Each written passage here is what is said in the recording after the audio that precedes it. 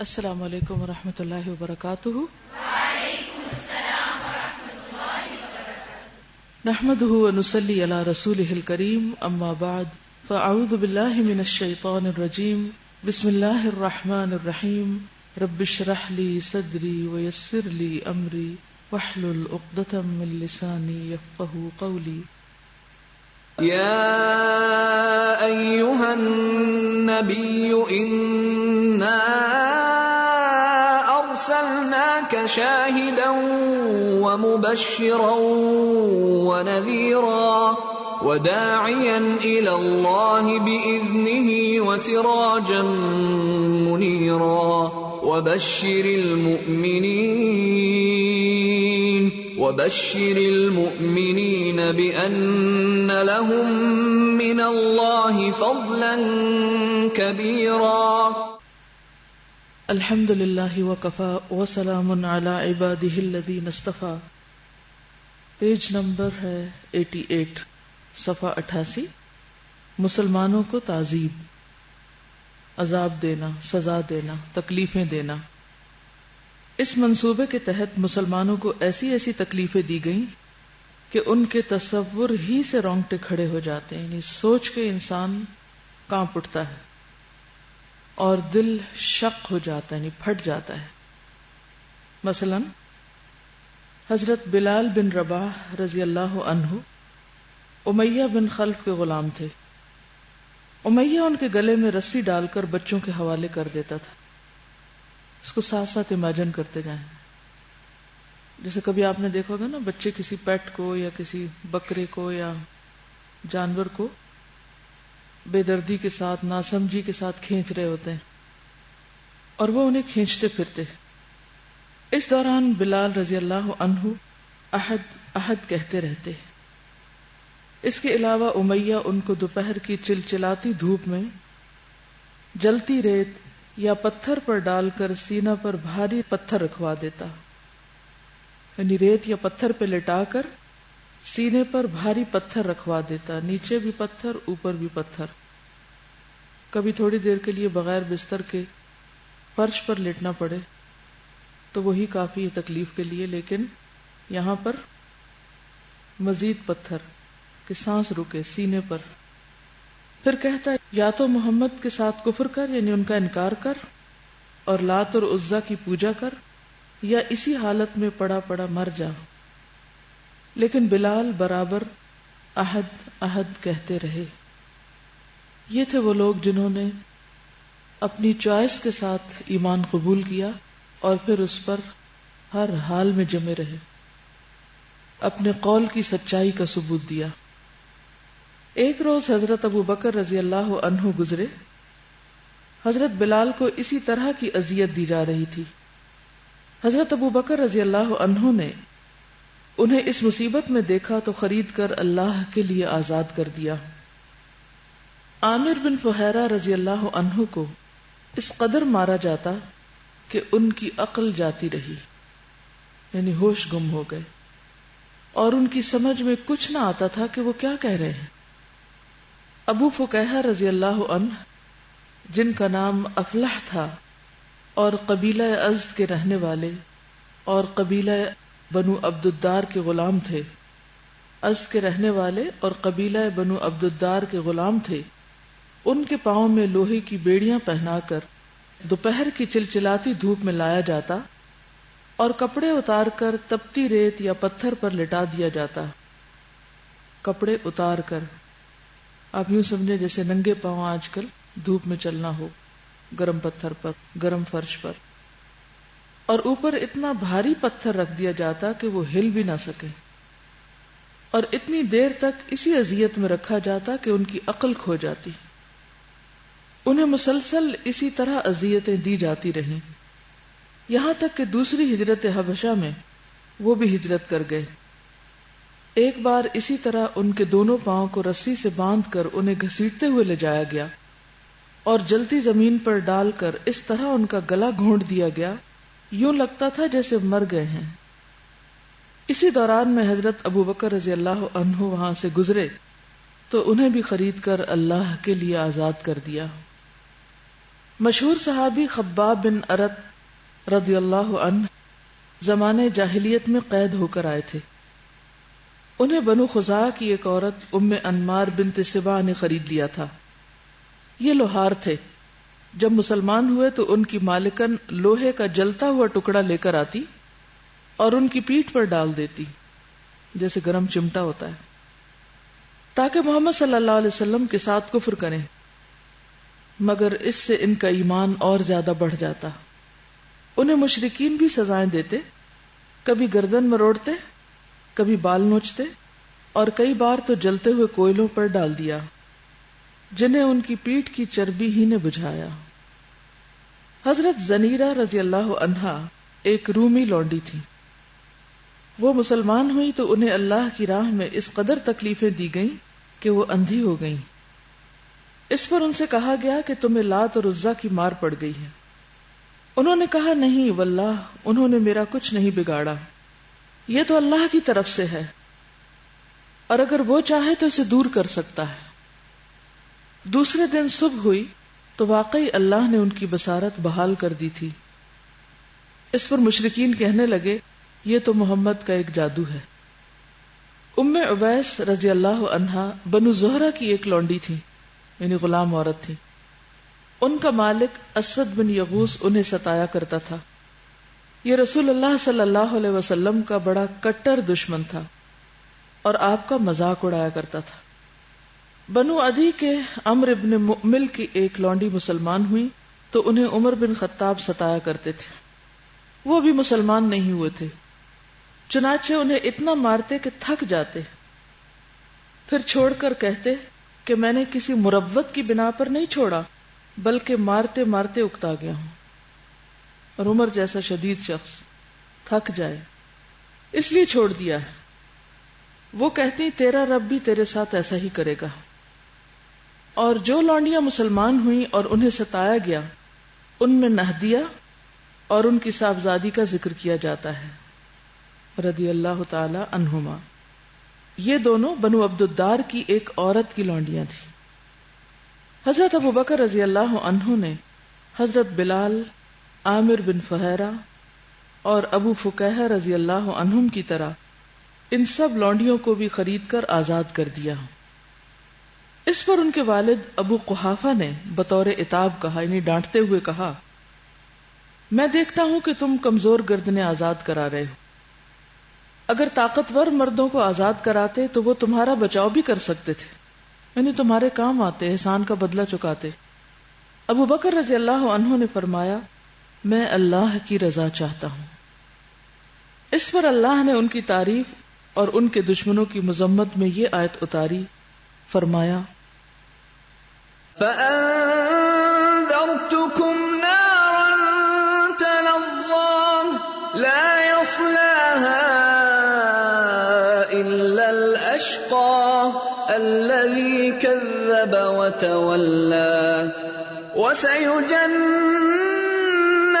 الْأَتْقَى الَّذِي يُؤْتِي مَالَهُ يَتَزَكَّىٰ وَمَا لِأَحَدٍ عِندَهُ مِن نِّعْمَةٍ تُجْزَىٰ إِلَّا ابْتِغَاءَ وَجْهِ رَبِّهِ الْأَعْلَىٰ وَلَسَوْفَ يَرْضَىٰ. نیت کے فرق سے عمل کس طرح فرق ہوتے ہیں. جس شخص کے سامنے اللہ کی رضا ہوتی ہے اس کے کام اور طرح ہوتے ہیں، مختلف ہوتے ہیں. وہ دنیا کے ظاہری اور وقتی نظر آنے والے فائدوں کی خاطر کام نہیں کرتا، وہ اس بڑے دن کے لیے کام کرتا ہے جو یقینی طور پر اس کے سامنے آنے والا ہے. ترجمہ ہے، میں نے تم کو ڈرا دیا ہے ایک بھڑکتی ہوئی آگ سے جس میں وہی بدبخت داخل ہوگا جس نے جھٹلایا اور منہ پھیرا، یعنی امیہ بن خلف اور اس جیسے کام کرنے والے دوسرے لوگ. اور اس سے وہ پرہیزگار بچا لیا جائے گا جو اپنا مال پاکیزگی حاصل کرنے کے لیے دیتا ہے، اور اس پر کسی کا احسان نہیں ہے کہ اس کا بدلہ دیا جا رہا ہو، بلکہ اس کا مقصد محض اپنے پروردگار کی خوشنودی حاصل کرنا ہے، اور وہ یقیناً راضی ہو جائے گا. یعنی جو یقینی طور پر اللہ کی رضا کے لیے کام کرے اللہ تعالیٰ بھی اس سے یقیناً راضی ہو جائے گا. کیونکہ ہمیں اپنی نیت پہ شک ہوتا ہے، اس لیے پھر اللہ کی رضا پر بھی شک ہی رہتا ہے اور ہمیشہ ایک کنفیوژن کا شکار رہتے ہیں. اور یہ ہیں ابو بکر رضی اللہ عنہ، اللہ ان سے بھی راضی ہو، اور انہوں نے جن غلاموں اور لونڈیوں کو آزاد کرایا ان سے بھی اور تمام صحابہ کرام سے بھی. ان کے علاوہ حضرت عمار بن یاسر اور ان کے والدین رضی اللہ عنہم کو بھی سزائیں دی گئیں. یہ لوگ بنو مخزوم کے حلیف تھے جن کا ایک سردار ابو جہل تھا. چنانچہ اس کی سرکردگی میں قبیلے والے ان لوگوں کو سخت دھوپ کے وقت ابتح میں لے جاتے، وادی کا نام، اور اس کی گرمی میں تپاتے. ایسی حالت میں رسول اللہ صلی اللہ علیہ وسلم ان کے پاس سے گزرتے تو فرماتے، آل یاسر صبر کرنا، تمہارا ٹھکانہ جنت ہے، اے اللہ آل یاسر کو بخش دے. میں سوچتی ہوں کہ ہمارے لیے تو آج گرمی میں بیٹھ کر ان کے حالات پڑھنا بھی توجہ سے مشکل ہے. سائے میں بیٹھے ہیں، پنکھے بھی چل رہے ہیں، کوئی جسمانی تکلیف نہیں، اس کے باوجود صرف گرمی کی وجہ سے دل گھبراتا ہے. کہاں یہ کہ انہوں نے ہر طرح کی گرمی برداشت کی، اور وہ بھی اسلام آباد کی نہیں، مکہ کی، جہاں ٹیمپریچر 50 ڈگری تک جا پہنچتا ہے. وہ کون سی چیز تھی جو انہیں جمائے ہوئے تھی؟ ایمان کی طاقت، یقین کی طاقت کہ جس راستے پر وہ ہیں وہ بالکل درست ہے. وہ سچائی ان کے دلوں میں اتر گئی تھی. استقامت صرف اس وقت آتی ہے جب انسان کسی چیز کے سچ ہونے، برحق ہونے، آخرت کے اعتبار سے فائدہ مند ہونے پر پورا یقین رکھتا ہو. جو لوگ دنیاوی فائدے چاہتے ہیں وہ دنیا کے کاموں میں بہت استقامت دکھاتے ہیں، یا اپنی پسند اور مرضی کے کاموں میں بہت جمے ہوئے ہوتے ہیں. کوئی ان کو ہلا نہیں سکتا، کوئی ان کا کانفیڈنس ختم نہیں کر سکتا. دین کے معاملے میں جب تک انسان منافقت سے نہ نکلے، شک سے نہ نکلے، دلوں کے مرض سے باہر نہ نکلے، اس وقت تک استقامت نہیں آتی. ورنہ تو تھوڑی سی بات بھی اور چھوٹی سی بھی مرضی کے خلاف چیز ہمیں ہمارے راستے سے بھٹکا سکتی، جو کہ عام طور پہ دیکھنے میں آتا ہے. تھے وہ بھی افراد جو دنیا میں بستے تھے، وہ بھی انسان تھے، اور آج ہم بھی افراد ہیں، انسان ہیں، تعداد کے اعتبار سے ہزاروں گنا زیادہ، لیکن عمل کے اعتبار سے اتنے ہی پیچھے. وہ چند لوگ جو کچھ کر گئے، آج ہم کروڑوں کی تعداد میں کیوں نہیں کر پا رہے؟ کیونکہ کوالٹی ہی نہیں.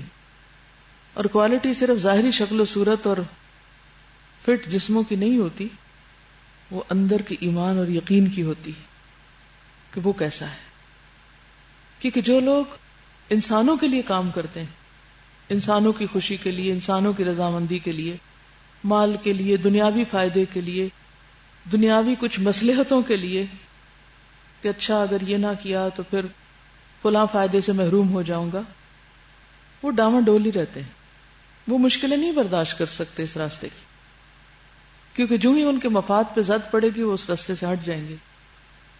لیکن جو لوگ اپنے رب کے سامنے کھڑے ہونے سے ڈرتے ہیں، انہیں اس بڑے دن کا خوف ہے، جو آخرت کے عذاب کو برحق سمجھتے ہیں، وہی پھر یہ مشکلات برداشت کر سکتے ہیں. اور اللہ تعالیٰ ہر جان پر بس اتنا ہی بوجھ ڈالتا ہے جتنا وہ اٹھا سکتا ہے، کیونکہ ہر ایک کی آزمائش مختلف ہوتی ہے، یعنی درجے کے اعتبار سے. اسی طرح عذاب سہتے سہتے یاسر اس دنیا سے چل بسے. وہ قبیلہ مزہج کی ایک شاخ انس سے تعلق رکھتے تھے. ان کے والد کا نام عامر اور دادا کا نام مالک تھا. حضرت عمار رضی اللہ عنہ کی والدہ کا نام سمیہ بنت خیاط تھا رضی اللہ عنہا. وہ ابو حذیفہ مخزومی کی لونڈی تھی، بہت بوڑھی اور کمزور ہو چکی تھی. انہیں کمبخت ابو جہل نے شرمگاہ میں نیزہ مارا، جس سے وہ شہید ہو گئیں، اور یہ اسلام کی سب سے پہلی شہیدہ ہیں. باقی رہے عمار رضی اللہ عنہ تو عذاب ان کی برداشت سے باہر ہو گیا. مشرکین سخت گرمی کے دنوں میں کبھی انہیں لوہے کی زرہ پہنا دیتے، کبھی سینے پر سرخ بھاری پتھر رکھ دیتے، کبھی پانی میں ڈبو دیتے. یہاں تک کہ ایک روز انہوں نے مجبوراً ان کے مطلب کی بات کہہ دی، لیکن دل ایمان سے بھرا ہوا تھا۔ اس پر اللہ تعالیٰ نے یہ آیت نازل فرمائی، إِلَّا مَنْ أُكْرِهَ وَقَلْبُهُ مُطْمَئِنٌّ بِالْإِيمَانِ وَلَكِنْ مَنْ شَرَحَ بِالْكُفْرِ صَدْرًا فَعَلَيْهِمْ غَضَبٌ مِّنَ اللَّهِ وَلَهُمْ عَذَابٌ عَظِيمٌ۔ جس شخص کو کفر پر مجبور کیا گیا اور اس کا دل ایمان کے ساتھ مطمئن تھا، لیکن اس کے سوا جو کوئی اللہ کے ساتھ کفر کرے، یعنی کھلے دل کے ساتھ کفر قبول کر لے، تو ان پر اللہ کا غضب ہے اور انہی کے لیے زبردست عذاب ہے۔ اللہ کی راہ میں حضرت مصعب بن عمیر کو بھی اذیتیں دی گئیں۔ وہ بڑے ناز و نعمت میں پلے بڑھے تھے، اسلام لائے تو ان کی ماں نے ان کا کھانا پانی بند کر دیا اور گھر سے نکال دیا، چنانچہ سانپ کی کینچلی کی طرح ان کی چمڑی ادھڑ گئی، یعنی ان کی جلد اسکن رف ہو کر ان کے جسم سے اتر گئی۔ جو لوگ تو مشقتوں میں پلے ہوتے ہیں وہ پھر بھی مشقتیں سہ جاتے ہیں، جیسے غلام وغیرہ، لیکن یہاں صرف غلاموں ہی کو اذیتیں نہیں دی جا رہی، یہاں ناز و نام میں پلے ہوئے بیٹوں کو ان کی مائیں بھی سزائیں دے رہی ہیں دین کی دشمنی میں۔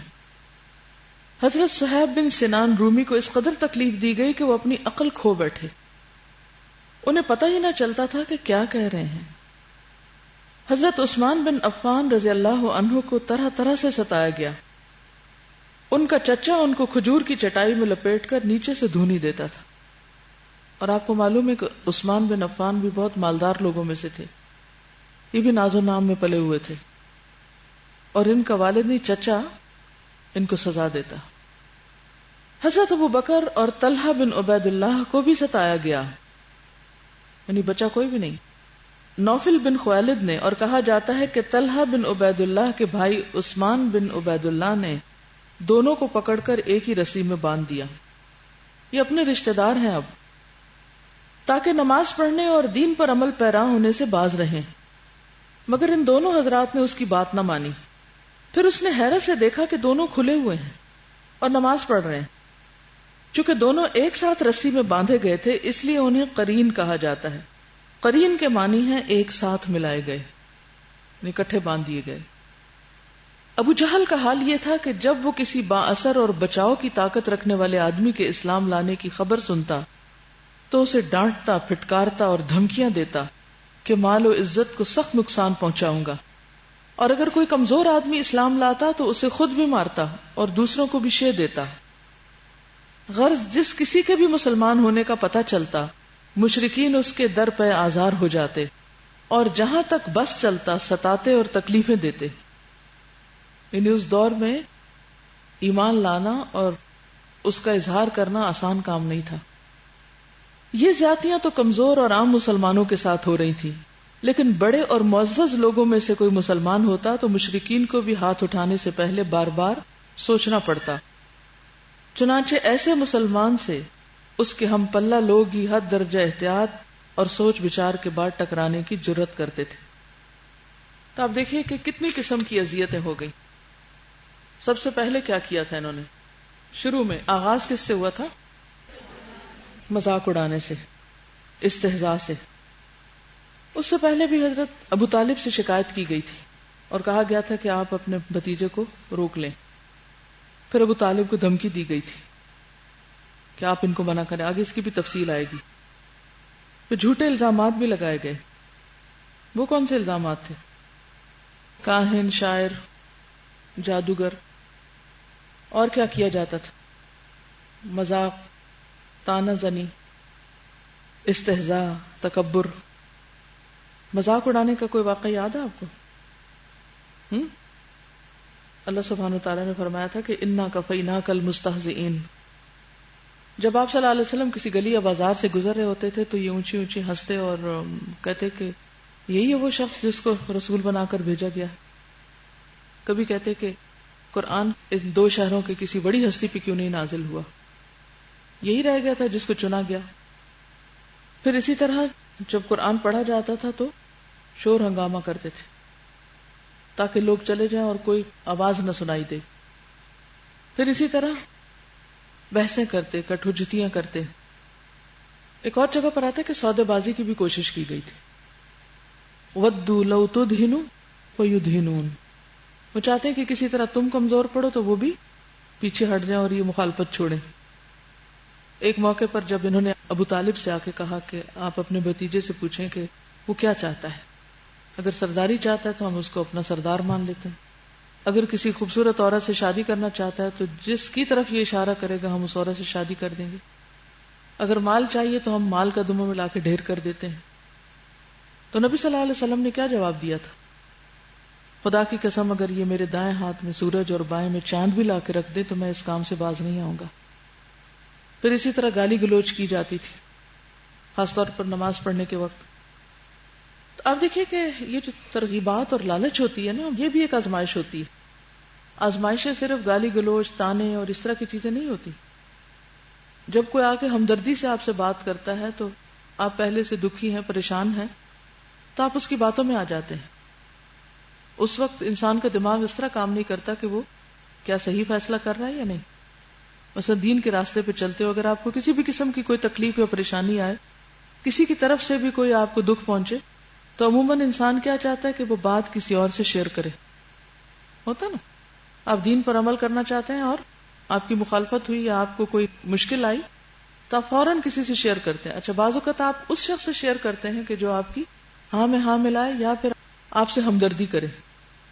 تو بعض لوگ اس طرح کی ہمدردی کرتے ہیں کہ جس سے وہ آپ کو دین میں آگے بڑھنے کی بجائے دین سے پھیرنے کا سبب بن جاتے ہیں.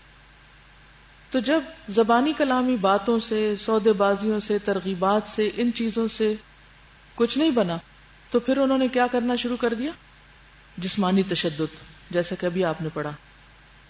اور یہ تشدد عام لوگوں کے ساتھ تو تھا ہی, نبی صلی اللہ علیہ وسلم کو بھی تکلیفیں دی گئی تھی. صرف مکہ کے اندر کے مسلمانوں کو نہیں, مکہ کے باہر بھی جو کوئی مسلمان ہوا اس کو بھی تکلیفیں دی جاتی, اس پر بھی تشدد کیا جاتا. ایک روایت میں آتا ہے ام شریک کے بارے میں. ام شریک غزیہ بنت جابر بن حکیم اپنے خاوند کے ساتھ مسلمان ہو گئی, اور ان کا خاوند ابو اکر حضرت ابو ہریرہ اور اپنی قوم کے دوسرے افراد کے ساتھ مدینہ چلا گیا. تو اس کے رشتہ دار حضرت ام شریک کے پاس آئے اور پوچھا, کیا تو بھی اپنے خاوند کے دین پر ہے؟ یعنی شوہر تو جا چکا تھا, تو بیوی سے پوچھا. انہوں نے اعتراف کیا کہ میں بھی مسلمان ہو چکی ہوں. انہوں نے قسم کھائی کہ اگر تو دین اسلام نہ چھوڑے گی تو تجھے سخت عذاب دیں گے. وہ نہ مانی. جب وہ ایک جگہ سے دوسری جگہ منتقل ہوئے تو اسے انتہائی شریر اور اڑیل جانور پر سوار کیا. یعنی سارا کنبہ جا رہا تھا تو انہیں ایک ایسے جانور پہ بٹھا دیا کہ جو انہیں تکلیف دینے والا تھا. پھر انہوں نے اسے روٹی اور شہد کھلایا لیکن پانی پینے کے لیے نہ دیا, اور کڑی دھوپ میں لا کھڑا کیا, حتیٰ کہ اس کی عقل جواب دے گئی. گرمی کے مارے ہوش پھر گئے, آنکھوں اور کانوں نے بھی کام کرنا چھوڑ دیا. اور یہ عمل انہوں نے 3 دن دہرایا, 3 دن تک یہی سلوک کرتے رہے.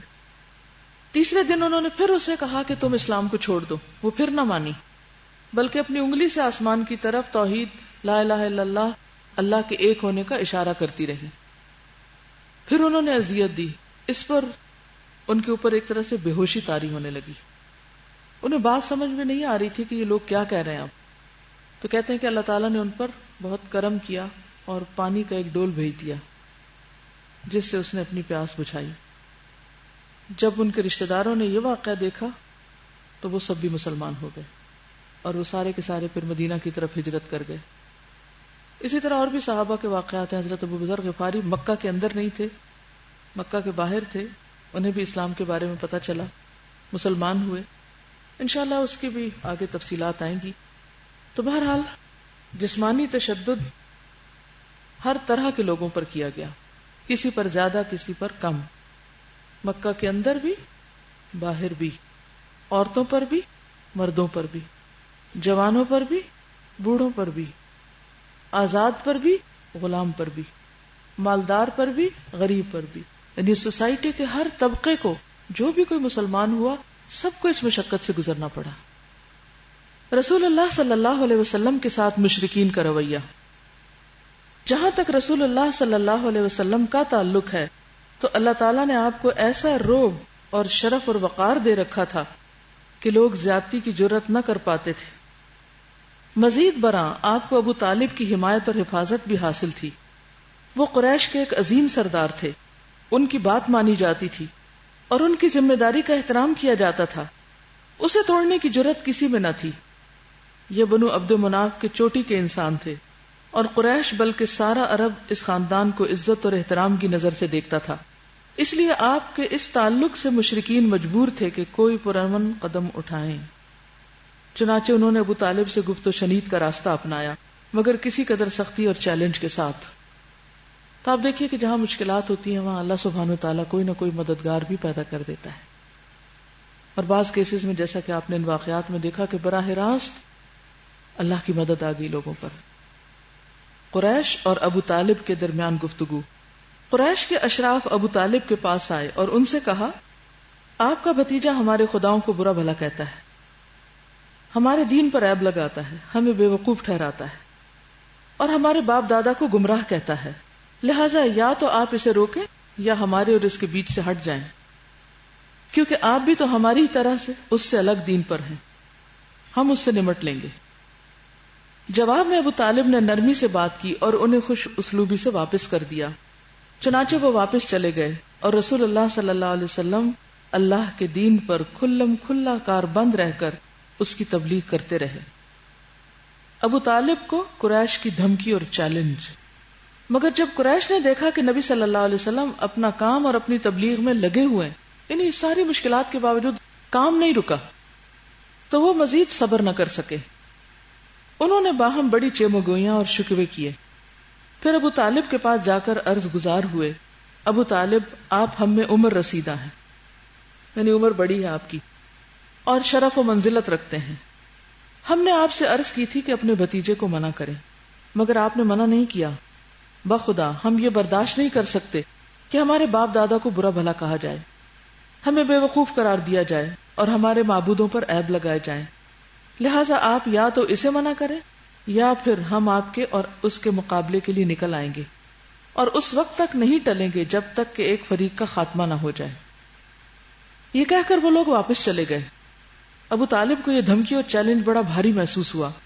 انہوں نے آپ صلی اللہ علیہ وسلم کو بلا کر ان کی بات سنائی اور کہا، اب مجھ پر اور اپنے آپ پر رحم کرو اور میری طاقت سے زیادہ مجھ پر بوجھ نہ ڈالو۔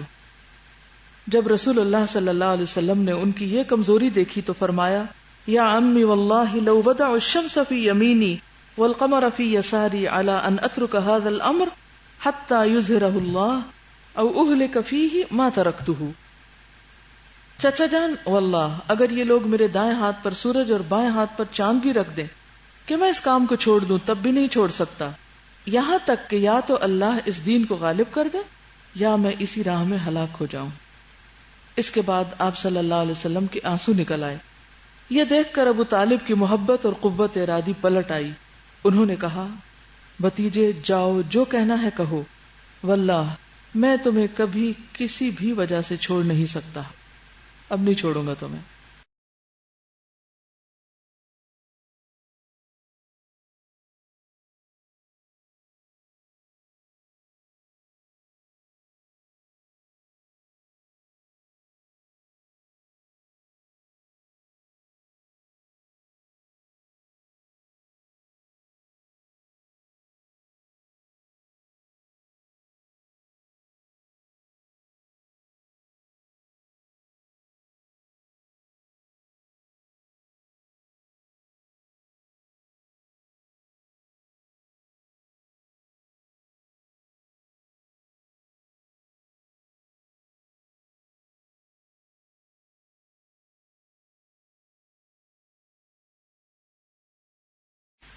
قریش کی عجیب و غریب تجویز اور ابو طالب کا دلچسپ جواب۔ قریش نے دیکھا کہ ان کی دھمکی کارگر نہیں ہوئی، کیونکہ رسول اللہ صلی اللہ علیہ وسلم اپنا کام کیے جا رہے ہیں اور ابو طالب ان کی مدد پر ڈٹے ہوئے ہیں، جس کا مطلب یہ ہے کہ ان کو اپنے بھتیجے کی مدد کے مقابلے میں قریش کی عداوت اور جدائی منظور ہے اور وہ لڑنے بھیڑنے کے لیے تیار ہیں۔ اس لیے قریش کو ذرا توقف اور تأمل کرنا پڑا، یعنی ذرا رکنا پڑا، اور وہ دیر تک مشورہ کرتے رہے۔ آخر انہیں ایک عجیب و غریب تجویز سوچی۔ قریش میں ایک شخص عمارہ بن ولید تھا بڑا خوبصورت اور بانکا نوجوان اور جوانوں کا سردار. یہ لوگ اسے ساتھ لے کر ابو طالب کے پاس آئے اور کہا, ابو طالب, اس نوجوان کو ہم سے لے لیجئے اور اپنا لڑکا قرار دے لیجئے, یعنی اس کو اپنا بیٹا بنا لیجئے اور اسے اپنا لڑکا قرار دے لیجئے. آپ اس کی مدد بھی کیجئے اور دیت بھی لیجئے اور ہمیں اس کے بدلے اپنا بھتیجا دے دیجئے. چال کیسی تھی آپ دیکھیے, ایکسچینج کرنا چاہتے تھے کہ یہ نوجوان لے لیں, اس سے دل بہلائیں اور اپنا بچہ ہمیں دے دیں, جو آپ کے دین اور آپ کے باپ دادا کے دین کا مخالف ہے. کس طرح ان کو بھڑکا رہے ہیں, اور جس نے آپ کی قوم میں پھوٹ ڈال رکھی ہے اور ان کی عقلوں کو معوف قرار دے رکھا ہے کہ یہ سوچتے سمجھتے نہیں اور باپ دادا کی پیروی کرتے ہیں. ہم اسے لے جا کر قتل کریں گے. بس یہ ایک آدمی کے بدلے ایک آدمی کا معاملہ ہوا, یعنی یہ لڑکا لے کے اپنا لڑکا دے دیں اور ہم اس کو ٹھکانے لگاتے ہیں. ابو طالب نے کہا, واللہ تم لوگ انتہائی برا سودا کر رہے ہو. مجھے تم اپنا بیٹا اس لیے دے رہے ہو کہ میں اسے کھلاؤں پلاؤں, اور مجھ سے میرا بیٹا مانگ رہے ہو کہ تم اس کو قتل کرو. اللہ کی قسم یہ کبھی نہیں ہو سکتا. یہ حکمت اور سمجھ بھی اللہ دیتا ہے نا, ورنہ بہت دفعہ لوگ اسی قسم کی آفرز میں دھوکہ کھا جاتے ہیں. جیسے آخرت کے بدلے دنیا کی جب پیشکش آتی ہے تو عموماً اسی قسم کا دھوکہ انسان کھاتا ہے. اس وقت انسان یہ نہیں سوچتا کہ واللہ میں دنیا کی حقیر چیز لے کر اپنی آخرت برباد کر لوں. یہ نہیں ہو سکتا. ہر وہ کام جو ہم کرنا نہیں چاہتے اس میں اسی قسم کے دھوکے ہمیں نفس دیتا ہے. ظاہری, وقتی, فوری فائدہ دکھا کے باقی چیزیں پیچھے ڈال دیتا ہے. نبی صلی اللہ علیہ وسلم کا یہ جو قول ہے کہ میرے دائیں ہاتھ پہ سورج اور بائیں پہ چاند رکھ دو تو بھی باز نہیں آؤں گا, اس سے کیا پتہ چلتا ہے کہ کتنی زبردست ڈٹرمنیشن تھی, کتنی زبردست استقامت تھی کہ دنیا کی چیزیں تو دنیا کی چیزیں ہیں. ہم تو عام طور پہ کہتے ہیں نا آسمان کے تارے توڑ لانا, انہوں نے تاروں کی بات نہیں کی, انہوں نے سورج اور چاند کی بات کی کہ وہ بھی اگر لے آؤ تو نہیں باز آؤں گا. اسی استقامت کی وجہ سے پھر ساری تبدیلی آئی. سارا عرب مخالف ہے ایک طرح سے, چند لوگ آپ کے ساتھ ہیں, وہ بھی ستائے جا رہے ہیں, لیکن چونکہ آپ میں استقامت تھی اس لیے آپ دیکھتے ہیں کہ آپ کے جو ساتھی مسلمان ہوئے ان سب میں بھی استقامت تھی, وہ بھی تکلیفیں برداشت کر کے جمے ہوئے تھے. اصل بات یہ ہے کہ آزمائشیں ہر دور میں رہی ہیں. حضرت آسیہ کے اوپر کیسی کیسی آزمائشیں آئیں فرعون کی طرف سے, لیکن اس کے باوجود وہ جمی رہی, اور وہ بھی بہت ناز و نام میں پلی شہزادی تھی, لیکن کس طرح اس نے بھی جنت کی دعا کی اور کہا کہ مجھے ظالم قوم سے نجات دے. کہا جاتا ہے کہ فرعون اس کے ہاتھ میں کیل ٹھکوا دیتا تھا اور جسمانی اذیتیں بھی دیتا تھا. اسی طرح جادوگروں کے ساتھ بھی جو معاملہ کیا گیا جو بھی اس کے دور کے تھے. اور نبی صلی اللہ علیہ وسلم کے سامنے جب کسی نے آ کے تھوڑی سی شکایت کی تو آپ نے فرمایا کہ تمہیں نہیں معلوم کہ پہلی قوموں کے ساتھ کیا ہوا, کہ ان میں سے ایک کو زمین میں گاڑ کے اس کے اوپر آرا پھیر دیا جاتا تھا اور 2 ٹکڑے کر دیا جاتا تھا, لیکن پھر بھی وہ اس دین سے باز نہیں آتا تھا. تو بات یہ ہے کہ نبی صلی اللہ علیہ وسلم نے فرمایا ہے کہ اللہ تعالیٰ جب کسی قوم سے محبت کرتا ہے تو انہیں آزمائش میں مبتلا کرتا ہے. یعنی کسی بھی قسم کی آزمائش جو ہوتی ہے یہ دراصل ان ادر ورڈز اللہ کی محبت کی علامت ہوتی ہے. ہم عام طور پر کہتے ہیں نا کہ ہم اللہ سے محبت کرتے ہیں, اللہ تعالیٰ کوئی نشانی دکھا کہ تو بھی ہم سے محبت کرتا ہے, مانگتے ہیں کہ نہیں؟ اور اس سے ہماری مراد کیا ہوتی ہے, نشانی کون سی دیکھنے کی, کہ کوئی زندگی میں بہت بڑی قسم کی نعمت ہمیں مل جائے تو ہم پھر مانیں گے کہ ہاں اللہ نے پسندیدہ چیزیں یا ہماری مرضی کی چیزیں, یا ہمیں کوئی مرضی کا ہمارا کوئی کام ہو جائے, کوئی چیز ہمیں مل جائے تو ہم کہتے ہیں اللہ واقعی ہم سے بڑی محبت کرتا ہے, اس لیے ہمیں یہ خوشی یا کامیابی یا جو بھی ہم زندگی میں چاہتے ہیں وہ مل گیا. لیکن یہاں پر آپ دیکھیے کہ بات اس سے کہیں آگے ہے کہ اللہ انسانوں کو ان کی محبت کی وجہ سے نہیں, جس سے محبت کرتا ہے اس کو آزماتا ہے. پھر جو شخص صبر کرتا ہے اسے صبر ملتا ہے. من یتصبر یصبرہ اللہ. اور جو شخص جزا فضا کرتا ہے اس کے لیے جزا فضا ہی ہے, پھر وہ روتا ہی رہتا ہے, پھر وہ کمپلینٹس ہی کرتا رہتا ہے. اس لیے آپ نے دیکھا ہوگا کہ 2 طرح کے لوگ ہوتے ہیں, ایک وہ جو تکلیف آنے پر صبر کر جاتے ہیں پھر بھی اپنا نوبل کیریکٹر جو ہے اس کو نہیں چھوڑتے, اور کچھ لوگ بالکل اس کے برعکس معاملہ کرتے ہیں پھر یہ ہے کہ تکلیف جو ہے یہ درجات کی بلندی کا ذریعہ بھی ہے. نبی صلی اللہ علیہ وسلم نے فرمایا کہ جب کسی مومن کو کوئی کانٹا بھی چبھتا ہے یا اس سے زیادہ کچھ تکلیف پہنچتی ہے تو اللہ تعالیٰ اس کے بدلے میں اس کا ایک درجہ بلند کر دیتا ہے، یعنی پہلے سے زیادہ اس کی ترقی ہو جاتی.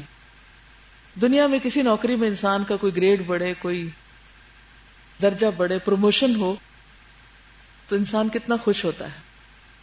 لیکن اللہ کے ہاں پروموشنز عام طور پر صرف اچھے کام کر کے ہی نہیں بلکہ آزمائشوں میں صبر کرنے پر ملتی. ایک اور حدیث میں آتا ہے کہ ہر آدمی کا اللہ کے پاس ایک مقام ہوتا ہے، یعنی ہر ایک اپنے اپنے لیول پر، ایک ایک ڈگری پر. ہم نہیں پتا کہ ہم اس لائن میں کس درجے پہ کھڑے ہیں. ہر ایک کا اللہ کی نگاہ میں ایک مقام. اس کو سمجھنے کے لیے آپ تھوڑی دیر کے لیے دیکھیں کہ جیسے آپ کے مثلا اولاد ہے، بچے ہیں یا رشتہ دار ہیں یا دوست ہیں یا میل جول کے لوگ ہیں، ان سب کا آپ کے دل میں ایک الگ مقام ہوتا ہے نا. یہ کہاں سے آتا ہے، کیسے ہوتا ہے؟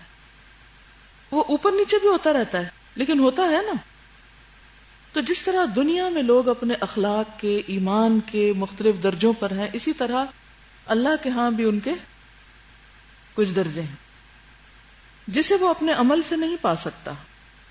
چنانچہ اللہ تعالیٰ اسے آزمائش میں مبتلا کرتے ہیں جسے وہ ناپسند کرتا ہے.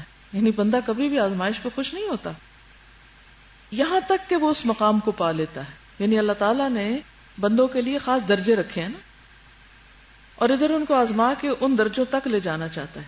اچھا، ہم وہی حوصلہ ہارنے لگتے ہیں کہ بس کافی ہے، کب ختم ہوگی آزمائش؟ اور اللہ تعالیٰ نے ایک درجہ یا ایک وقت رکھا ہوا ہے کہ جب وہ اس پہ پہنچو گے تو ختم ہوگی، نہیں تو واپس نیچے. جس طرح انبیاء کے درجے ہیں، شہداء کے درجے ہیں، صدیقین کے درجے ہیں، اسی طرح عام انسانوں کے بھی درجے ہیں اللہ کے ہاں. اور ان تک پہنچنے کے لیے صرف عمل کافی نہیں، امتحان ضروری ہے. اس فرق کو یوں سمجھیے، مثلا آپ ایک کورس میں داخل لیتے ہیں، اس کا ایک حصہ ہے پڑھنا، کلاس اٹینڈ کرنا، لیکچر اٹینڈ کرنا، سننا. اس پارٹ کو ہم سب کتنا انجوائے کرتے ہیں کہ سن رہے ہیں. ابھی تو آپ آج کل موج کر رہے ہیں، لیکن جس وقت آج کل تو میرا روز ٹیسٹ ہوتا ہے، میں صبح روز بخار میں ہوتی ہوں کہ آج کیا کروں گی. تو جس دن امتحان ہوتا ہے اس دن کیا ہوتا ہے؟ اس دن آپ سب کو پھر بخار چڑھے گا. اب صرف پڑھتے رہنے سے درجہ بلند نہیں ہو سکتا یا ڈٹرمن نہیں ہوگا کہ آپ کہاں کھڑے ہیں. اس کے لیے آپ امتحان سے گزریں گے اور جتنے نمبر لیں گے وہاں تک آپ پہنچ جائیں گے. جسٹ بہت ہی پیٹی چھوٹی سی اگزامپل اس کانسیپٹ کو سمجھنے کے لیے. تو جب بھی کسی امتحان میں آپ پڑھیں تو اللہ سے عافیت ضرور مانگے، لیکن صبر سے کام لیں کہ اللہ تعالیٰ اگر تو مجھے اپنا مقرب بنانا چاہتا ہے اور کوئی خاص درجہ آپ نے میرے لیے رکھا ہے اور اس کی وجہ سے آپ نے مجھے اس اتنے سخت امتحان میں ڈالا، کیونکہ ہم فوراً کمپیئر کرنے لگتے ہیں اور تو کوئی اس امتحان میں نہیں، میں ہی کیوں. اپنے بہن بھائیوں سے مقابلہ کرتے ہیں کہ ان کو تو ایسی کوئی بیماری نہیں لگی جو مجھے لگ گئی ہے، یا یہ کہ ان کے بچوں میں تو کوئی ایسی مشکل نہیں جو مجھے ہوگی، یا یہ کہ ان کو تو مالی ایسی کوئی پریشانیاں نہیں جو مجھے ہیں، یا اور اسی قسم کی باتیں. تو شیطان بہت بہکاووں میں ڈالتا ہے. پھر یہ ڈالتا ہے کہ اللہ تم سے راضی نہیں اس لیے ہو رہا ہے، دیکھو ان کو اللہ پسند کرتا ہے اس لیے وہ دیکھو کہاں سے کہاں پہنچ رہے ہیں. تو اس نقطے کو سمجھ لیجئے کہ بڑا مقام صرف عمل سے نہیں پایا جا سکتا. بڑے مقام یا اس خاص مقام تک پہنچنے کے لیے امتحان سے گزرنا ضروری ہوتا ہے. اسی طرح صرف اللہ سے محبت کے بعد آزمائشیں نہیں آتی. نبی صلی اللہ علیہ وسلم سے جو لوگ محبت کرتے ہیں ان پر بھی امتحان آتے ہیں. ہم سب اب محسوس تو کر رہے ہیں نا کہ ہماری محبت بڑھ رہی ہے اور اضافہ ہو رہا ہے اور فیلنگ بڑی اچھی ہو رہی ہے اور آپ کے لیے ہمارے دل میں خاص قسم کے جذبات پیدا ہو رہے ہیں. وہ قدرتی بات ہے، جب ہم کسی شخصیت کے بارے میں پڑھتے ہیں تو مزید جانتے ہیں تو مزید قدردانی ہوتی ہے. یہ ایک فیز ہوتا ہے انسان پر. لیکن صرف جان کے محبت میں جو اضافہ ہوتا ہے بس بات یہاں ختم نہیں ہوتی. اس کے بعد امتحان آتے ہیں کہ ہم اپنی باتوں میں، اپنے دعووں میں کتنے سچے ہیں. حضرت عبداللہ بن مغفل کہتے ہیں کہ ایک شخص نبی صلی اللہ علیہ وسلم کے پاس آیا اور کہا، اے اللہ کے رسول، اللہ کی قسم میں آپ سے محبت کرتا ہوں. آپ صلی اللہ علیہ وسلم نے اس سے کہا، جو مجھ سے محبت کرتا ہے تو اس کی طرف آزمائش اس سیلاب سے بھی تیز رفتاری سے آتا ہے جو اپنے بہاؤ کی طرف تیزی سے چلتا ہے. ابھی جاپان کا سیلاب آیا تھا تو آپ نے دیکھا ہوگا کہ کس طرح سیلاب آ رہا تھا اور ہر چیز بہائے جا رہا تھا. تو سیلاب جب آتا ہے تو جس طرح وہ چیزوں کو بہا لے جاتا ہے، آزمائشیں اور تکلیفیں اور فتنے اس تیزی سے زیادہ آگے بڑھتے ہیں اس شخص کی طرف. روز ستایا جاتا ہے، روز ستایا جاتا ہے، تکلیفیں ہی تکلیفیں. میں جب پی ایچ ڈی کے لیے جانے لگی تو ہوتا ہے نا کہ ہم سب ایک تکلف کرتے ہیں اور بزرگوں سے کہتے ہیں ذرا کوئی نصیحت کر دیں، اور ہم سوچتے ہیں وہ ہمیں پیاری پیاری باتیں کریں گے اور ہمارا دل رکھیں گے کہ ہم اداس ہو رہے ہیں کہ چھوڑ کے جا رہے ہیں گھر بار. اور مجھے کچھ اندازہ نہیں تھا، انتہائی بے وقوف تھی. تو میں نے ٹیپ اٹھائی، ٹیپ ریکارڈر اٹھایا اور اپنے والد کے پاس جا کے بیٹھ گئی کہ اچھا اب میں جا رہی ہوں تو آپ مجھے کوئی نصیحت کریں. وہ آج بھی ریکارڈنگ ہے میرے پاس، اگر مجھے ملی تو میں سنواؤں گی آپ کو. 1985 کی بات ہے. تو انہوں نے کتاب اٹھائی اور یہ حدیث نکال لی، کیونکہ میں حدیث میں پی ایچ ڈی کرنے جا رہی تھی. تو اللہ کے رسول صلی اللہ علیہ وسلم سے محبت اور اس کے دعوے بہت تھے. تو انہوں نے کہا کہ جو شخص نبی صلی اللہ علیہ وسلم سے محبت کرتا ہے، آزمائشیں اس کی طرف سیلاب سے بھی زیادہ تیزی سے بڑھتی. اور بات ان کی بالکل درست تھی. میں بچوں کو چھوڑ کے جا رہی تھی اور کوئی دن نہیں ہوتا تھا کہ جب میں روتی نہ ہوں اور میرے دل پہ ایک کے بعد ایک تکلیف نہ آتی. اور پھر جو ماحول اور معاشرہ تھا وہ ایک الگ امتحان تھا، اور فقر و فاقہ کا بھی امتحان اور کئی امتحان. ان سب کا ذکر کرنا بھی بے فائدہ ہے کیونکہ جس کے لیے وہ سب کچھ کیا وہ جانتا ہے. لیکن اس حدیث کے سننے نے مجھے بہت فائدہ دیا کہ جو اللہ سے محبت کرے گا، رسول سے محبت کرے گا، آزمائشیں اس کی طرف تیزی سے بڑھیں گی، اور اس کے لیے تیار رہنا. یہ دعویٰ آسان نہیں ہے، محبت کا دعویٰ کہنا بہت آسان ہے، کہنے کو سبھی کہتے ہیں، لیکن جب اس راستے میں تکلیفیں آتی ہیں تو پھر استقامت پھر وہ کم لوگوں کے حصے میں آتی. ایک اور چیز جو انسان کو بہت فائدہ دیتی ہوئی ہے کہ آزمائش انسان کو گناہوں سے پاک کرتی ہے، میل کچیل انسان کا صاف کرتی، انسان کی روحانی ترقی اور تزکیے کا ذریعہ بنتی. حضرت ابو ہریرہ سے روایت ہے، رسول اللہ صلی اللہ علیہ وسلم نے فرمایا، مومن مرد اور عورت پر ہمیشہ آزمائش رہتی ہے، کبھی اس کی ذات میں، کبھی اولاد میں، کبھی مال میں، یہاں تک کہ جب وہ اللہ تعالیٰ سے ملاقات کرتا ہے. یعنی اللہ سے ملاقات کا ہم سب کو شوق ہے، ہم دعائیں کرتے ہیں، وَأَسْأَلُكَ لَذَّةَ النَّظَرِ إِلَى وَجْهِكَ. کتنی ہم سب دعائیں کرتے ہیں اور ہمیں بڑا شوق ہے کہ ہم اللہ تعالیٰ سے ملاقات کریں اور اس کو دیکھیں. تو جب دنیا میں کسی بڑے کے سامنے جا کے کھڑے ہونا تو کپڑے بدل کے جاتے ہیں، ذرا صاف ستھرے ہو کے جاتے ہیں، تیار ہو کے جاتے ہیں. تو اللہ کے سامنے جب انسان جا کے کھڑا ہوتا ہے تو اس کو صرف ظاہری صفائی نہیں چاہیے، اندر کی صفائی بھی چاہیے ہوتی ہے.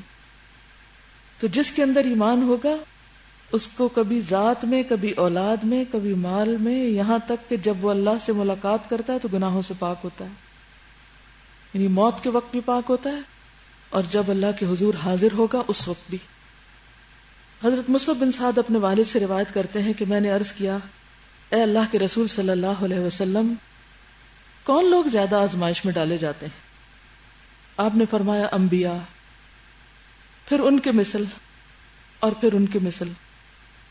پھر انسان اپنے دین کے مطابق آزمائش میں مبتلا کیا جاتا ہے. اگر دین پر سختی سے کار بند ہو تو سخت آزمائش ہوتی، اور اگر دین میں نرم ہو تو آزمائش بھی اس کے مطابق ہوتی. پھر وہ آزمائش اسے اس وقت چھوڑتی ہے جب بندہ زمین پر اس حال میں چلنے لگتا ہے کہ اس پر کوئی گناہ نہیں ہوتا. یعنی وہ آزمائش اس کو تپاتی رہتی، بھٹی میں پکاتی رہتی، حتیٰ کہ وہ بالکل صاف ہو جاتا ہے، سب آلائشوں سے صاف ہو جاتا ہے. اور یہ ایک حقیقت ہے کہ جب تک انسان تکلیفوں سے نہیں گزرتا، جان کی، مال کی، اولاد کی، دوسرے انسانوں کی، اپنے آس پاس کے انسانوں کی طرف سے آنے والے امتحانوں اور آزمائشوں سے جب تک نہیں گزرتا، اور بعض اوقات بالکل اپنے پیاروں کی طرف سے جب تک آزمائش نہیں آتی کہ جن پر انسان کو بڑا مان ہوتا ہے، جب تک وہ دل نہیں توڑتے اس وقت تک انسان اللہ کے لیے خالص ہوتا ہی نہیں. جب تک ہمیں دنیاوی سہارے ملتے رہتے ہیں ہم اللہ کی طرف راغب تو ہوتے ہیں، لیکن کس طرح کا راغب ہونا؟ ملا جلا. کچا پکا، آدھے ادھر آدھے ادھر. نماز میں بھی کھڑے ہیں تو آدھا ادھر دھیان آدھا ادھر. لیکن جب بندے توڑتے ہیں نا آپ کو، پھر آپ پورے کے پورے اللہ کے لیے ہو جاتے ہیں. پھر یہ کہ جتنی بڑی آزمائش ہوتی ہے اتنا بڑا اجر ہوتا ہے.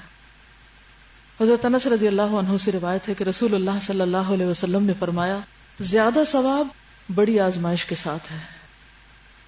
زیادہ ثواب بڑی آزمائش کے ساتھ ہے. اللہ تعالیٰ جب کسی قوم سے محبت کرتا ہے تو انہیں آزمائش میں مبتلا کر دیتا ہے.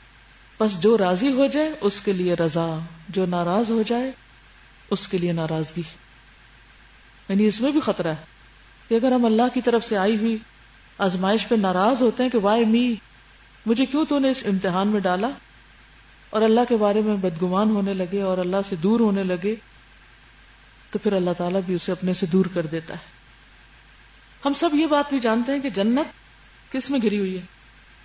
آزمائشوں میں گھری ہوئی ہے، نفس کے خلاف چیزوں میں گھری ہوئی. ہم میں سے ایک جنت کا شوق رکھتا ہے، لیکن جنت کا راستہ جاتا ہی تکلیفوں کے بیچ میں سے ہے.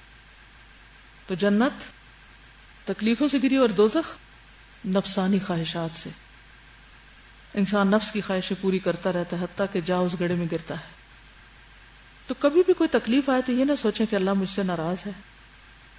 اور خصوصاً اگر دین پر عمل کرنے، دین پر چلنے، دین کا کام کرنے، اور پھر جو کام جتنا بڑا ہوگا اس کے لیے اتنی بڑی رکاوٹ، اتنی بڑی آزمائش.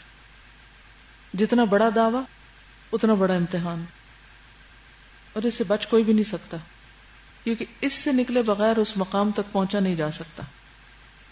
اور ویسے بھی قیامت کے دن جب وہ لوگ جو دنیا میں بڑی عافیت، امن، چین میں رہے، کیونکہ ہم دیکھتے ہیں نا کہ بعض لوگ دنیا میں ان کو کسی قسم کی کوئی پریشانی نہیں ہوتی، عام طور پر وہ ٹھنڈے ٹھنڈے چلتے رہتے ہیں. تو قیامت کے دن عافیت میں رہنے والے رش کریں گے ان پر جو دنیا میں مصیبتوں میں رہے تھے. اس کا یہ مطلب نہیں مصیبت مانگے، لیکن یہ کہ اگر تکلیف آ جائے تو پھر صبر کریں. اگرچہ تکلیفیں سب پر آئی تھیں، لیکن ہر ایک کا انداز مختلف تھا. اور اللہ سبحانہ تعالیٰ نے پھر دفاع بھی کیا، خود نبی صلی اللہ علیہ وسلم کا دفاع کیا. جن لوگوں پر تکلیفیں آئی تھی، مثلا حضرت بلال تھے، تو دنیا میں ان کو کوئی مقام ملا؟ ان کے لیے ہمارے دلوں میں کتنی محبت ہے، باوجود اس کے کہ وہ حبشی غلام تھے. دنیاوی اعتبار سے کوئی ان کا سٹیٹس نہیں تھا. حضرت عمر ان کی کتنی عزت کیا کرتے تھے. اور پھر نبی صلی اللہ علیہ وسلم نے ایک موقع پر خواب میں دیکھا کہ جنت میں ان کے قدموں کی آواز اپنے آگے آگے سن رہے ہیں. یہ بھی مبشرات ہوتے ہیں نا خواب جو ہوتے ہیں.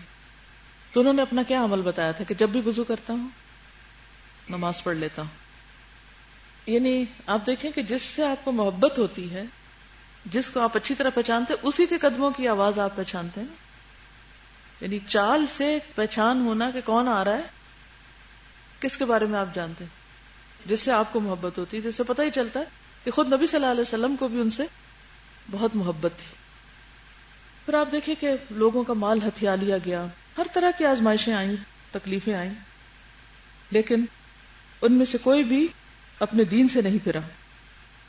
نبی صلی اللہ علیہ وسلم کے ساتھ کیا معاملہ کیا، میں ابھی اس کے بارے میں پڑھوں گی، لیکن وہ بھی آپ کو یاد رہے کہ آپ پر ایسی آزمائش آئی تھی کہ آپ نے فرمایا کہ مجھ پر اور بلال پر 30 راتیں ایسی گزری ہیں کہ میرے اور بلال کے پاس اتنا کھانا بھی نہیں تھا جسے کوئی جگر والا کھائے، مگر اتنا جسے بلال کی بغل چھپا لیتی. نہ ہونے کے بعد بغل کے نیچے کیا چیز آتی. خصوصاً شیب ابی طالب میں 1-2 مہینے نہیں بلکہ 3 سال کی ایک مسلسل آزمائش تھی، لیکن اس میں سے بھی کچھ وقت زیادہ مشکل کے تھے، زیادہ آزمائش کے تھے. آج ہم کتنے آرام سے نماز پڑھ سکتے ہیں، پھر بھی نہیں پڑھتے. ان کے لیے نماز پڑھنا کتنا مشکل تھا. آگے چلتے ہیں. رسول اللہ صلی اللہ علیہ وسلم پر دست درازیاں. جب قریش ہر طرح ناکام اور مایوس ہو گئے، نہ ان کی دھمکی کام آئی نہ سودے بازی، تو انہوں نے خود رسول اللہ صلی اللہ علیہ وسلم پر دست درازی شروع کر دی، اور مسلمانوں پر جو سختیاں وہ پہلے سے کرتے آ رہے تھے ان میں مزید اضافہ کر دیا. چونکہ رسول اللہ صلی اللہ علیہ وسلم حشمت و عزت اور اکرام و احترام کا بلند مقام رکھتے تھے، اس لیے آپ پر دسترازی کی جرت صرف بڑے افراد اور سرداروں نے کی، چھوٹے اور عام لوگ یہ جرت نہ کر سکے۔ آپ صلی اللہ علیہ وسلم کو گھر کے اندر جو لوگ تکلیف دیتے تھے ان کے نام یہ ہیں: ابو لہب، حکم بن ابی العاص بن امیہ، عقبہ بن ابو معیط، عدی بن حمراء الثقفی، ابن الاسداء ہذلی، یہ سب آپ کے پڑوسی تھے۔ جب آپ نماز پڑھنے کھڑے ہوتے تو ان میں سے کوئی شخص بکری کی بچہ دانی اٹھا کر آپ پر پھینک دیتا، جب ہانڈی چولہے پر چڑھی ہوتی تو اس ہانڈی میں پھینک دیتا، یعنی کھانا خراب کر دیتا۔ آپ جواب میں صرف اتنا کرتے کہ اسے لکڑی پر اٹھا کر لاتے اور دروازے پر کھڑے ہو کر کہتے: اے بنو عبد مناف، یہ کیسا پڑوس ہے، پھر اسے راستے میں پھینک دیتے۔ امیہ بن خلف جب آپ کو دیکھتا تو تان و تشنیع کرتا، آنکھیں مار مار کر ان سے اشارے کرتا اور لوگوں کو ہشکارتا، یعنی اوروں کو بھی ساتھ ملا لیتا۔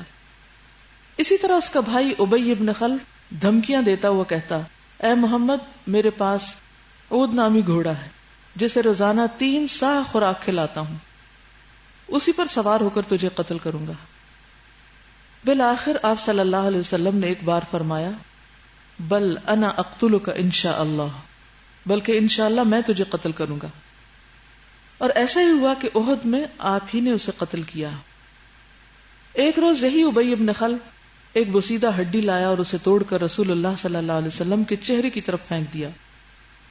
ایک بار عقبہ بن ابی معیط نے نبی صلی اللہ علیہ وسلم کے پاس بیٹھ کر کچھ سنا، یہ بات اس کے دوست ابی بن خلف کو معلوم ہوئی تو اس نے عتاب کیا اور کہا، یعنی ڈانٹا اور کہا: جاؤ نبی صلی اللہ علیہ وسلم کے چہرے پر تھوک کر آؤ۔ تو اس نے ایسا ہی کیا، پیئر پریشر میں۔ ابو لہب تو پہلے ہی دن سے آپ کا دشمن تھا اور آپ کے در پہ آزار رہا کرتا تھا۔ اس کے 2 بیٹوں عتبہ اور عتیبہ کے عقد میں نبی صلی اللہ علیہ وسلم کی 2 صاحبزادیاں رقیہ اور ام کلثوم تھیں، یعنی یہ دونوں آپ کے داماد تھے۔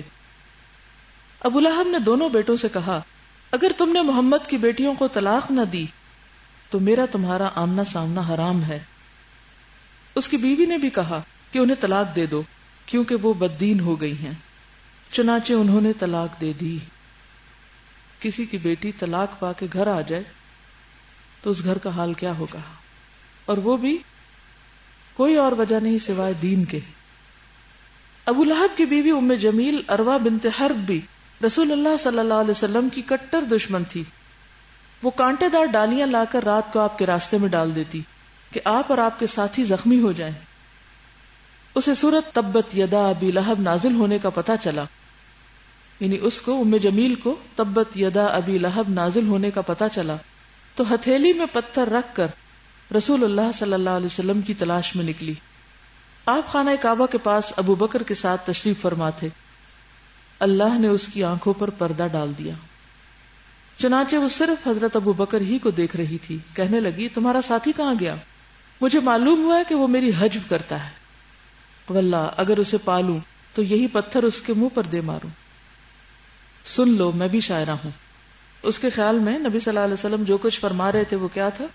شاعری۔ تو مقابلہ کرنے لگی۔ اس کے بعد یہ کہہ کر چلی گئی: مذممن عصینا وامرہ ابینا ودینہ قلینا، ہم نے مذمم کی نافرمانی کی، اس کی بات کا انکار کیا اور اس کے دین کو نفرت سے چھوڑ دیا۔ ابو بکر نے کہا: یا رسول اللہ، کیا اس نے آپ کو نہیں دیکھا؟ آپ نے فرمایا: ما رأتنی لقد اخذ اللہ ببصرہا، وہ مجھے نہیں دیکھ سکی اس لیے کہ اللہ تعالیٰ نے اس کی نگاہ پکڑ لی تھی۔ یعنی کس طرح اللہ سبحانہ وتعالیٰ آپ کو بچا رہا تھا۔ قرآن مجید میں بھی آتا نا: واللہ یعصمک من الناس۔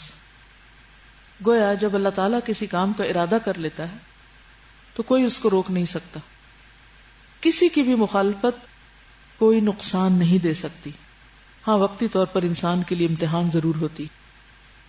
قریش نے نبی صلی اللہ علیہ وسلم کو گالی دینے اور برا بھلا کہنے کا ایک طریقہ یہ بھی ایجاد کر رکھا تھا کہ وہ آپ کو محمد کی بجائے مذمم کہتے تھے، جس کے معنی محمد کے بالکل الٹ ہے۔ محمد کا معنی ہے وہ شخص جس کی خوب تعریف کی گئی ہو، اور مذمم کا معنی ہے وہ شخص جس کی خوب برائی کی گئی ہو۔ لیکن اللہ نے اسے آپ سے یوں پھیر دیا کہ وہ مذمم نامی آدمی کو گالی دیتے تھے اور آپ کا نام محمد تھا۔ اخنس بن شریق ثقفی بھی رسول اللہ صلی اللہ علیہ وسلم پر زیادتیاں کرتا تھا، اور ابو جہل کا تو کہنا ہی کیا کہ اس نے آپ کو اللہ کی راہ سے روکنے کا بیڑا اٹھا رکھا تھا۔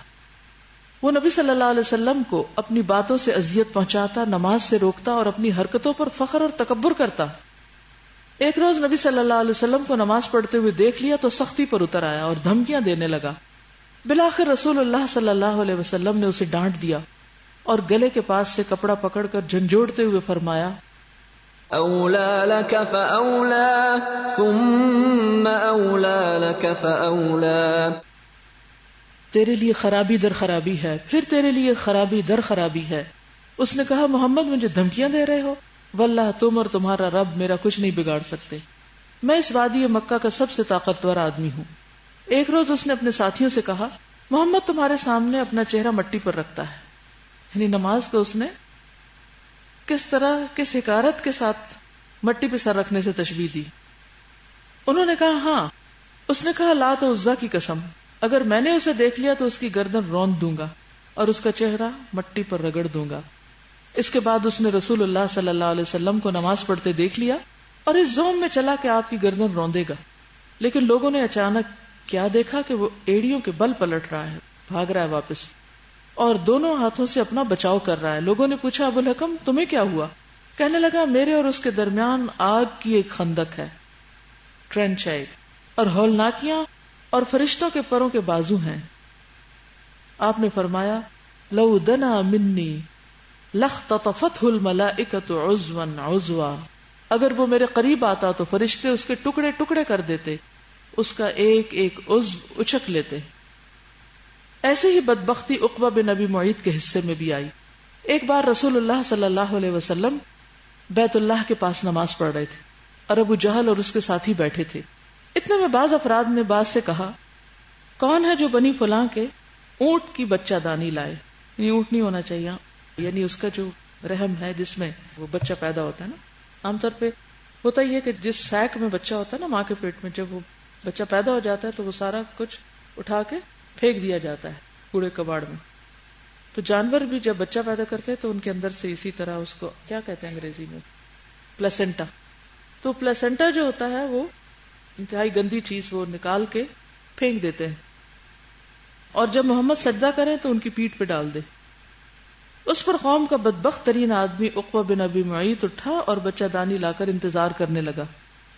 جب آپ نے سجدہ کیا تو دونوں کندھوں کے بیچ میں ڈال دی، پھر وہ ہنسی کے مارے ایک دوسرے پہ گرنے لگے۔ ادھر آپ سجدے ہی میں رہے، سر نہ اٹھایا، یہاں تک کہ حضرت فاطمہ رضی اللہ تعالی عنہا آئیں اور آپ کی پیٹھ سے بچہ دانی دور پھینکی، تب آپ نے سر اٹھایا۔ سوچئے اس کے اندر جو بھی خون اور گندگی ہوگی وہ ساری رس رس کر نیچے آ رہی ہوگی، لیکن آپ سجدے میں ہی رہے اور فرمایا، اللہم علیک بقریش، اے اللہ تو قریش کو پکڑ لے، کیونکہ اب حد سے معاملہ گزرتا جا رہا تھا۔ یہ بد دعا ان پر شاک گزری، کیونکہ ان کا عقیدہ تھا کہ اس شہر میں دعا قبول ہوتی ہے۔ پھر آپ نے ایک ایک شخص کا نام لے کر بد دعا کی، اللہم علیک بفلان و فلان، اے اللہ فلاں کو پکڑ لے اور فلاں کو۔ اور ہوا بھی یہی کہ وہ سب کے سب آئندہ بدر کی لڑائی میں مارے گئے۔ نبی صلی اللہ علیہ وسلم نے اپنی ذات کے لیے کبھی کسی کو بد دعا نہیں دی تھی۔ یہ نہیں تھا کہ وہ چونکہ آپ کو تنگ کرے تھے تو اس لیے آپ نے کہا۔ آپ کے الفاظ آپ دیکھیے کہ اللہم علیک بقریش، اللہ اس قریش کو سنبھال لے، اور جو جو تنگ کر رہے تھے ایک ایک کو کہا کہ اللہ ان کو سنبھال لے، کیونکہ وہ دین کے راستے میں رکاوٹ بنے ہوئے تھے۔ رسول اللہ صلی اللہ علیہ وسلم سے استہزاء کرنے والے 5 بڑے افراد تھے، ان 5 کے نام خاص طور پر آنے چاہیے۔ ولید بن مغیرہ مخزومی، اسود بن عبد یغوث زہری، ابو زمعہ اسود بن عبد المطلب اسدی، حارث بن قیس خزاعی اور عاص بن وائل سہمی۔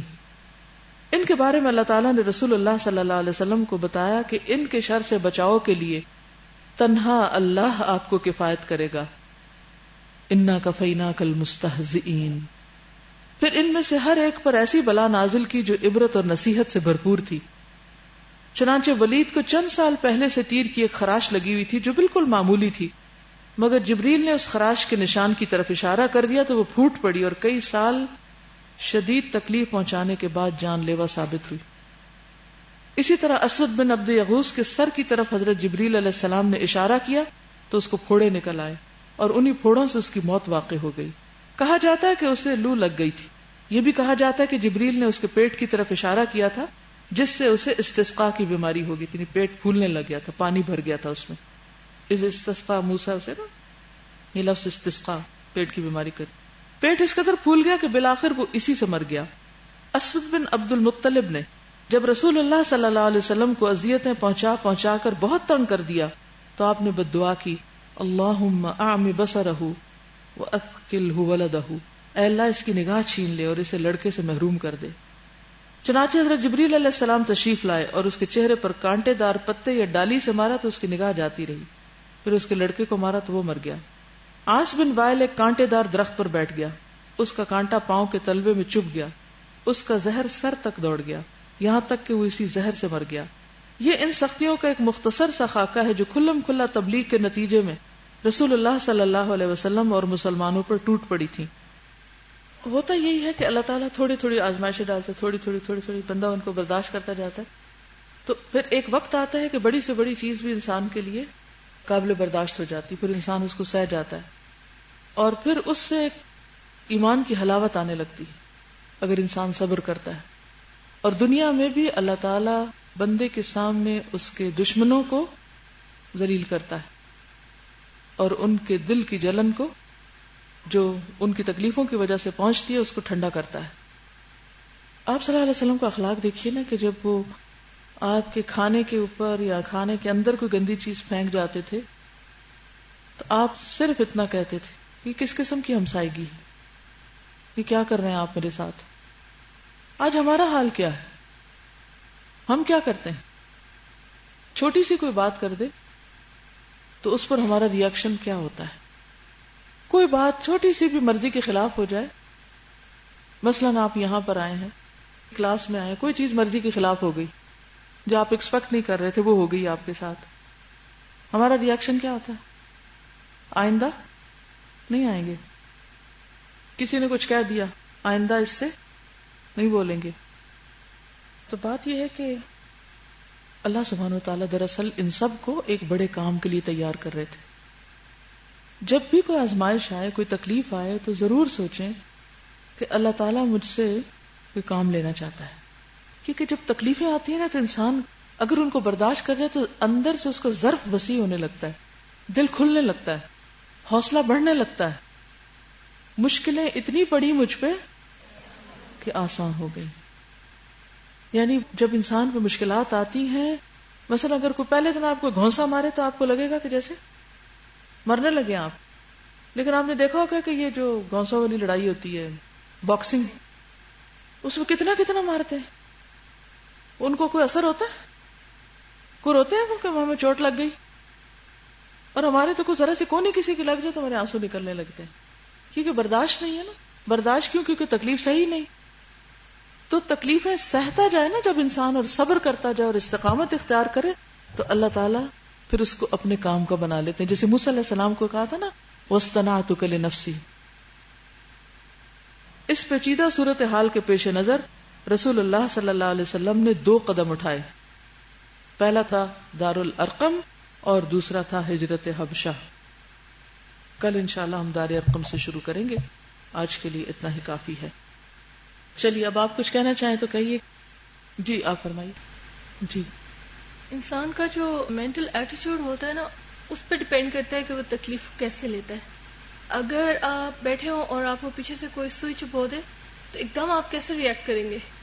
لیکن جب آپ کو انجیکشن لگ رہا ہوتا ہے، آپ کو پتا ہوتا ہے کہ آپ کے اندر یہ نیڈل جانی ہے، آپ اس کو ایکسپٹ کر رہے ہوتے ہو کہ ہاں میرے اندر یہ دوا جائے گی تو مجھے اس سے آرام آئے گا، تو آپ بڑے آرام سے اپنا ہاتھ آگے کر دیتے ہیں۔